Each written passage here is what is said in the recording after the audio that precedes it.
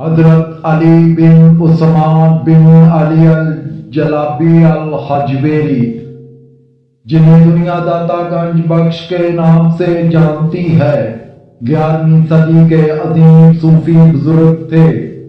آپ کی پیدائش موجودہ افغانستان کے شہر غزنی کے قریب حجویر نامی علاقے میں ہوئی۔ اسی نسبت سے آپ حجویری کہلائے۔ آپ نے کم عمری ہی میں قرآن مجید، حدیث، فقہ اور دیگر اسلامی علوم حاصل کیے۔ بعد ازاں روحانی تربیت کے لیے اپنے وقت کے بڑے مشائخ کی صحبت اختیار کی۔ آپ کی شخصیت میں علم، تقوی، عاجزی اور خدمت خلق نمایاں تھیں۔ یہی اوصاف بعد میں لاکھوں انسانوں کی ہدایت کا ذریعہ بنے۔ مورخین کے مطابق حضرت داتا گنج بخش کی ولادت تقریباً 1009 کے آس پاس حجویر غزنی کے نزدیک میں ہوئی۔ آپ ایک معزز اور دیندار خاندان سے تعلق رکھتے تھے۔ بچپن ہی سے علم میں دین سے شغف تھا، اس لیے قرآن کریم حفظ کیا اور بعض حدیث، فقہ، تفسیر، عربی اور فارسی علوم میں مہارت حاصل کی۔ ابتدائی تعلیم مکمل کرنے کے بعد آپ نے مختلف جلیل القدر علماء اور صوفیاء کرام سے علم و فیض حاصل کیا۔ اسی علمی اور روحانی تربیت نے آپ کو بعد میں برے صغیر کے عظیم ترین مبلغین اور صوفیاء کرام میں شامل کر دیا۔ آپ کی زندگی اس حقیقت کی روشن مثال ہے کہ علم، اخلاص اور اللہ تعالیٰ پر کامل بھروسہ انسان کو ایسی عزت عطا کرتا ہے جو صدیوں بعد بھی باقی رہتی ہے۔ حضرت داتا گنج بخش علی بن عثمان حجویری کے روحانی مرشد حضرت شیخ ابو الفضل تھے، جو اپنے زمانے کے جلیل القدر صوفی بزرگ اور سلسلہ جنیدیہ کے ممتاز شیخ سمجھے جاتے تھے۔ حضرت داتا گنج بخش نے ان کی صحبت میں رہ کر زہد، تقوی، اخلاق، مجاہدہ نفس اور معرفت الہی کی منازل طے کی۔ آپ نے اپنی مشہور کتاب کاشف المجہول میں اپنے مرشد کا نہایت ہی ادب و احترام سے ذکر کیا ہے اور ان کی تربیت کو اپنی روحانی کامیابی کا بنیادی سبب قرار دیا ہے۔ علم اور روحانی فیض کی جستجو میں حضرت داتا گنج بخش نے اسلامی دنیا کے متعدد شہروں کا سفر کیا۔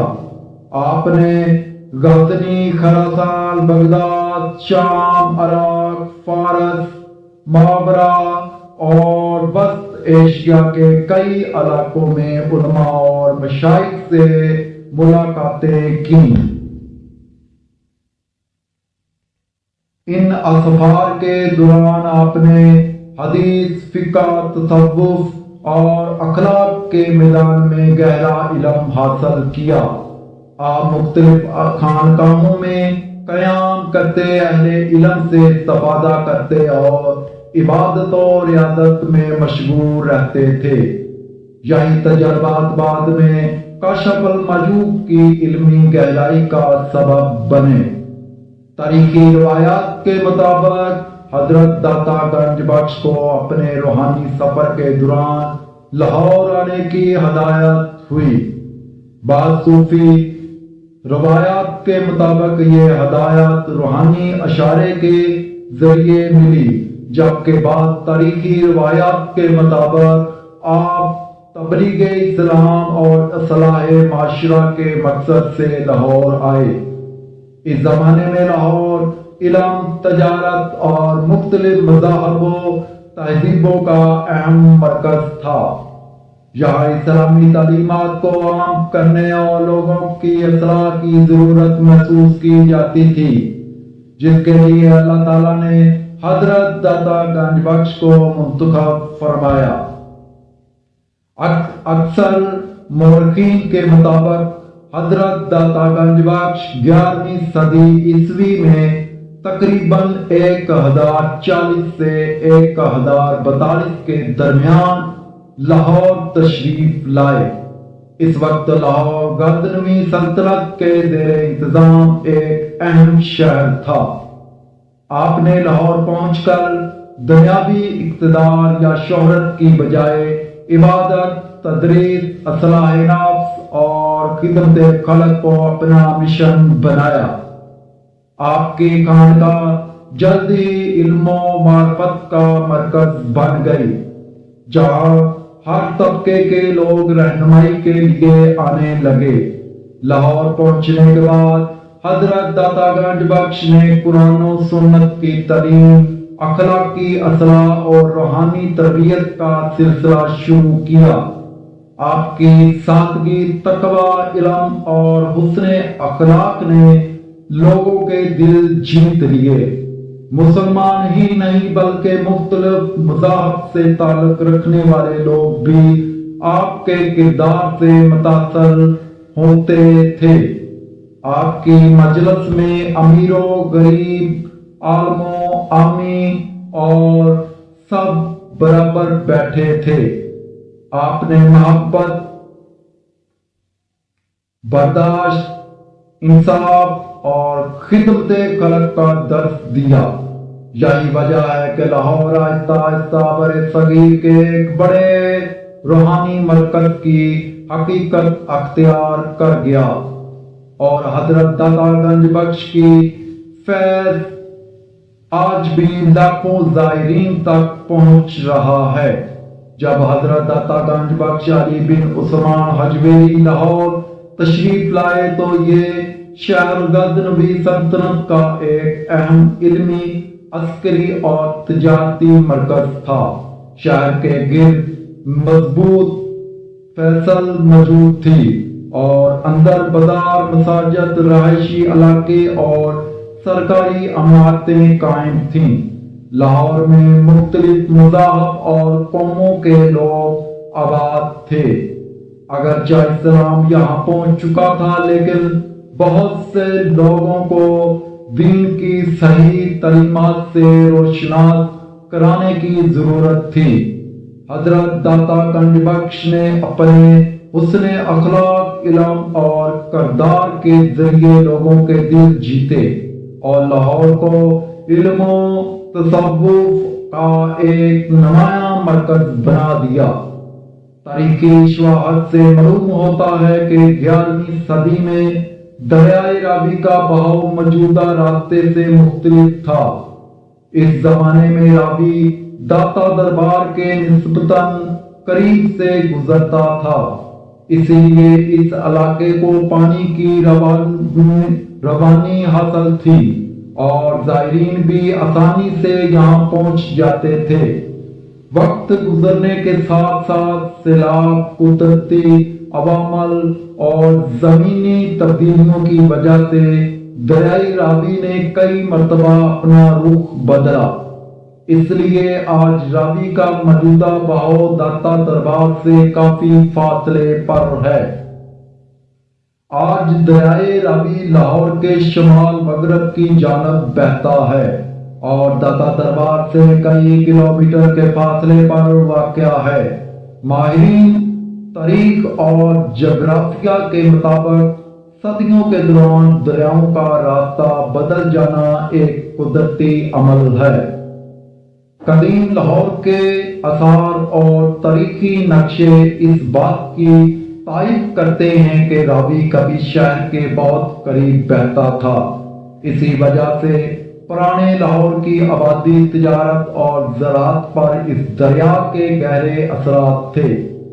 داتا گنج بخش سے منسوب ایک مشہور روایت میں ایک جوگی کا ذکر ملتا ہے جو اپنی ریاضت اور روحانی طاقت پر بہت فخر کرتا تھا۔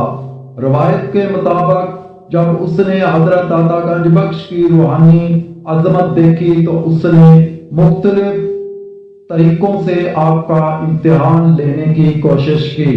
حضرت داتا گنج بخش نے ہر موقع پر عاجزی، اللہ تعالیٰ پر کامل بھروسہ اور حسن اخلاق کا مظاہرہ کیا۔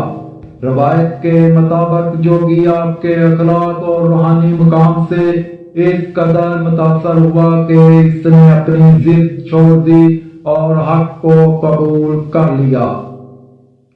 یہ واقعہ زیادہ تر صوفیانہ روایات میں بیان ہوتا ہے اور اس کی تفصیلات مختلف کتابوں میں مختلف انداز سے ملتی ہیں، اس لیے اسے تاریخی حقیقت کے بجائے ایک معروف روایت کے طور پر پڑھنا چاہیے۔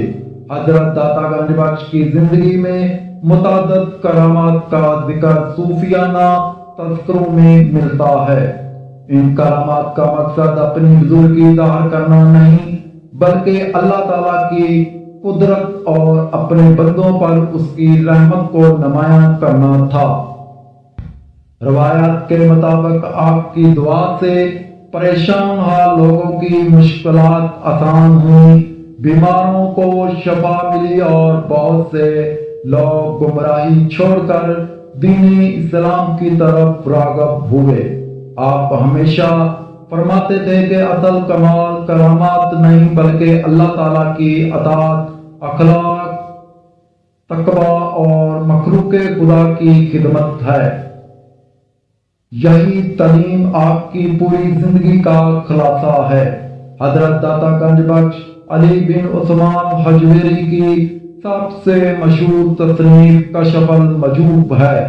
یہ فارسی زبان میں تصوف پر لکھی جانے والی اولین اور معتبر کتابوں میں شمار ہوتی ہے۔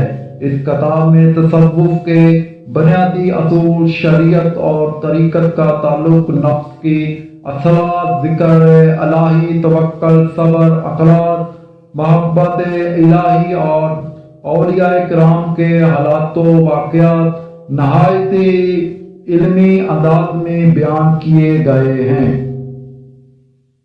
صدیوں سے یہ کتاب مدارس، خانقاہوں اور علمی مراکز میں پڑھی جاتی ہے اور آج بھی تصوف کو سمجھنے کے لیے ایک اہم ماخذ سمجھی جاتی ہے۔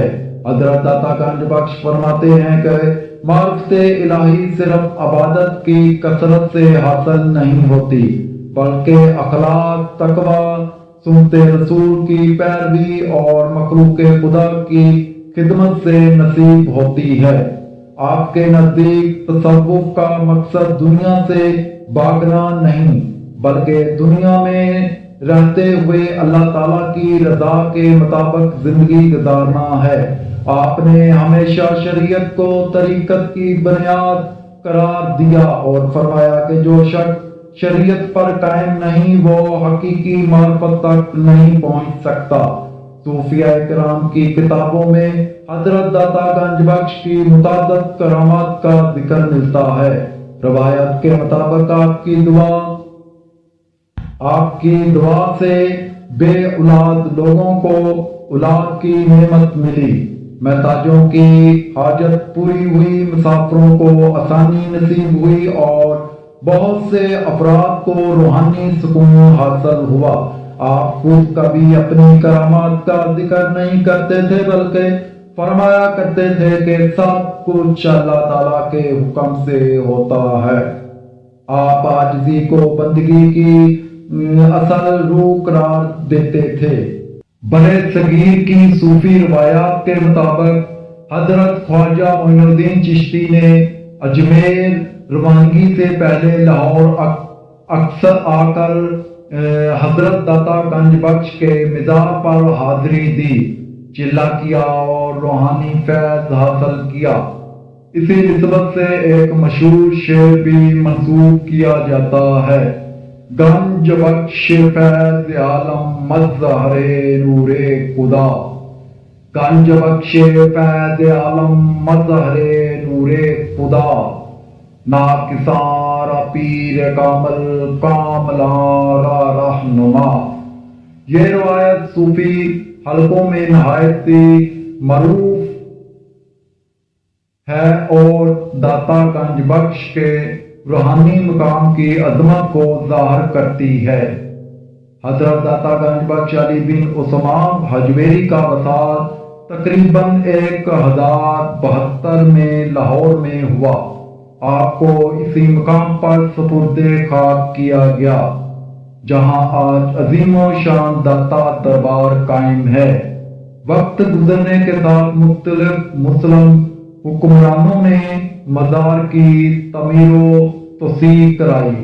آج داتا دربار برصغیر کے بڑے روحانی مراکز میں شمار ہوتا ہے، جہاں ہر سال پاکستان سمیت دنیا بھر سے لاکھوں زائرین حاضری دیتے ہیں، قرآن خوانی کرتے ہیں پھر سے اور اللہ تعالیٰ سے دعائیں مانگتے ہیں۔ حضرت داتا گنج بخش کا فیض آج بھی علم، محبت، رواداری، خدمت خلق اور معرفت الہی کی صورت ہے۔ برصغیر کی صوفی روایات کے مطابق حضرت معین الدین چشتی اجمیری جب ہندوستان میں دین اسلام کی تبلیغ کے لیے روانہ ہوئے تو انہوں نے لاہور میں حضرت داتا گنج بخش کے مزار پر حاضری دی۔ روایت ہے کہ آپ نے چند روز عبادت، ذکر اور مجاہدے میں گزارے، جسے چلہ کہا جاتا ہے۔ اسی نسبت سے داتا دربار کے احاطے میں ایک مقام چلہ خواجہ معین الدین چشتی کے نام سے مشہور ہے۔ صوفیاء کرام کے نزدیک یہ روحانی نسبت کی علامت ہے۔ اس چلے کی تفصیلات زیادہ تر صوفیانہ روایات میں محفوظ ہیں، جبکہ تاریخی ماخذ اس بارے میں محدود معلومات فراہم کرتے ہیں۔ حضرت داتا گنج بخش کے وصال کے بعد آپ کے مزار پر شہرت بڑھتی گئی اور مختلف ادوار کے مسلم حکمرانوں نے مزار کی تعمیر، مرمت اور توسیع کروائی۔ بعد کے ادوار میں مسجد، صحن، وضو خانے، لنگر خانہ اور زائرین کے لیے دیگر سہولیات بھی قائم کی گئی۔ آج داتا دربار پاکستان کے سب سے بڑے روحانی مراکز میں شمار ہوتا ہے۔ مغلیہ دور میں داتا دربار کو خاص اہمیت حاصل رہی۔ مختلف بادشاہوں اور امراء نے مزار کی خدمت، تعمیر اور توسیع اور انتظام میں حصہ لیا۔ زائرین کی تعداد مسلسل بڑھتی رہی اور یہ مقام علم و روحانیت کا مرکز بنا رہا۔ سکھ دور میں اگرچہ سیاسی حالات تبدیل ہوئے لیکن داتا دربار کی روحانی اہمیت برقرار رہی۔ برطانوی دور میں بھی زائرین کی آمد جاری رہی اور بعد ازاں اوقاف کے انتظام کے ذریعے اس کی دیکھ بھال مزید منظم انداز میں ہونے لگی۔ 1947 میں پاکستان کے قیام کے بعد داتا دربار کی ترقی اور توسیع پر خصوصی توجہ دی گئی۔ محکمہ اوقاف پنجاب نے مزار کی دیکھ بھال، تزئین و آرائش، لنگر، سیکورٹی، صفائی اور زائرین کی سہولیات کے لیے مختلف منصوبے شروع کیے۔ آج داتا دربار میں روزانہ ہزاروں افراد حاضری دیتے ہیں، یہاں قرآن خوانی، ذکر، دینی اجتماعات، لنگر کی تقسیم اور سماجی خدمت کے مختلف کام انجام دیے جاتے ہیں۔ داتا دربار صرف ایک مزار نہیں بلکہ علم، خدمت اور محبت کا مرکز ہے، جہاں ہر مذہب، زبان اور طبقے سے تعلق رکھنے والے لوگ آتے ہیں اور روحانی سکون حاصل کرتے ہیں۔ لنگر کی روایات، غریبوں کی مدد، دینی تعلیم، قرآن خوانی، ذکر و دعا اور اخلاقی تربیت اس مرکز کی نمایاں خصوصیات ہیں۔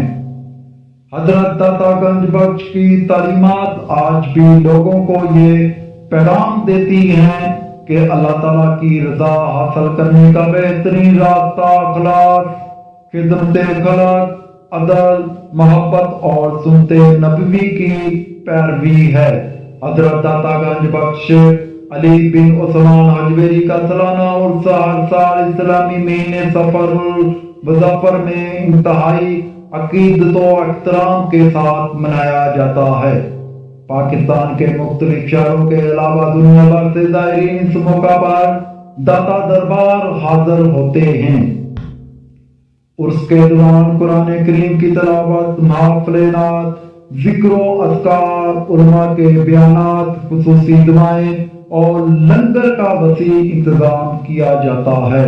اس موقع پر حضرت داتا گنج بخش کی تعلیمات یعنی محبت، رواداری، اخلاص اور خدمت خلق کو عام کرنے پر خصوصی توجہ دی جاتی ہیں۔ سال 2026 میں بھی حضرت داتا گنج بخش کا عرس نہایت ہی عقیدت کے ساتھ منایا گیا۔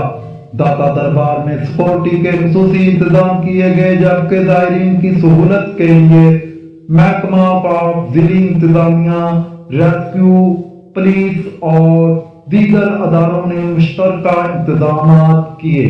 عرس کے دوران ملک بھر سے آنے والے زائرین نے مزار پر حاضری دی، فاتحہ خوانی کی، قرآن خوانی میں حصہ لیا اور حضرت داتا گنج بخش کے ایصال ثواب کے لیے دعائیں کی۔ لنگر کی تقسیم، طبی امداد اور رہنمائی کے خصوصی مراکز بھی قائم کیے گئے تاکہ زائرین کو ہر ممکن سہولت فراہم کی جا سکے۔ حضرت داتا گنج بخش کی تعلیمات کا خلاصہ یہ ہے کہ انسان اپنے کردار، اخلاق اور اللہ تعالیٰ کی اطاعت کے ذریعے قرب الہی حاصل کرتا رہے۔ آپ کی تعلیمات کے اہم نکات: علم کے ساتھ عمل ضروری ہے، اخلاص ہر عبادت کی جان ہے، تکبر انسان کو اللہ تعالیٰ سے دور کر دیتا ہے، مخلوق خدا کی خدمت بہترین عبادت ہے، شریعت کے بغیر طریقت مکمل نہیں ہو سکتی، سچا صوفی وہ ہے جو اپنے اخلاق سے لوگوں کے دل جیت لے۔ حضرت داتا گنج بخش علی بن عثمان الحجویری نے اپنی پوری زندگی اسلام کی صحیح تعلیمات، محبت، رواداری، علم اور خدمت خلق کے فروغ کے لیے وقف کر دی۔ آپ کی شخصیت صرف ایک بزرگ کی نہیں بلکہ ایک عظیم عالم، مصنف، مصلح اور روحانی رہنما کی حیثیت رکھتی ہے۔ آپ کی تصنیف کشف المحجوب آج بھی اہل علم کے لیے مشعل راہ ہے، جبکہ داتا دربار لاکھوں لوگوں کے لیے روحانی سکون اور دعا کا مرکز ہے۔ حضرت داتا گنج بخش کی زندگی ہمیں یہ سبق دیتی ہے کہ اللہ تعالیٰ کی رضا، رسول اللہ صلی اللہ علیہ وآلہ وسلم کی سنت کی پیروی، علم، عمل اور حسن اخلاق میں پوشیدہ ہے۔ اللہ تعالیٰ ہمیں حضرت داتا گنج بخش کی نیک تعلیمات پر عمل کرنے کی توفیق عطا فرمائے، آمین ثم آمین۔ ہمارے چینل ہجرت فراق کو اگر یہ لائیو ویڈیو اچھی لگی ہو تو سبسکرائب کر لیجئے اور اس لائیو کو لائک کیجئے اور دوستوں تک شیئر ضرور کیجئے گا۔ میرا نام ہے احمد ندیم بیانی اور آپ ہجرت فراق دیکھ رہے ہیں۔ تو پھر کسی اور ویڈیو میں ملیں گے، تب تک کے لیے اجازت، اللہ نگہبان۔